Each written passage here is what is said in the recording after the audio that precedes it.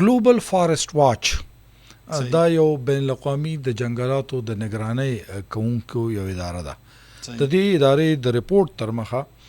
د 2001 نه د 2022 پورې په 22 کالو کې په ټول پاکستان کې 3,60,773 ایکڑ جنگلات دا وهلي شوي دي. 3,60,773 ونې نه ایکڑ جنگلات په یو ایکڑ کې په زرګونو ونې پکې په زرګونو نه دي، په لکونو ونې دي پکې،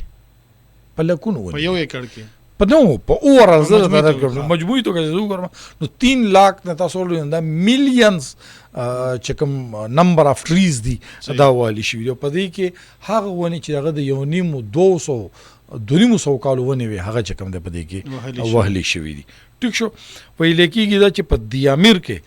صرف 28% جنگلات چې کوم دا کم شوی دی صرف په دیامیر کې. دی وخت کې د سوات متعلق زمونږ د پیښور یونیورسيټي یو پروفیسر د کاشف سعید دغه د ریسرچ مطابق په سوات کې په 1947 نه کې چې کوم ریپورت انګريزانو جوړ کړو نو د هغې تر مخه د سوات 30% حصہ په جنگلاتو مشتمل و. صحیح. دی وخت کې په 2025 کې د سوات صرف 15% حصہ د جنگلاتو باندې مشتمل ده. دا صورتحال نیم په نیمه جنگلات دغه شو د نیم په نیمه نظام مطلب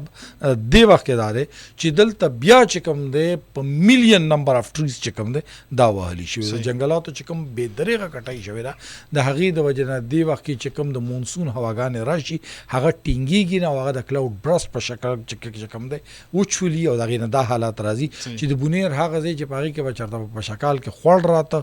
نن پکې هغه راغلی چې پوره کلي چې کوم دی د مخ د نړۍ وړي شي. د دې وجې نه مونږ دې وخت کې د جنګلاتو سره چې مونږ کم حال کړی دی کم حال کو روان دی دا زمونږ مخامخ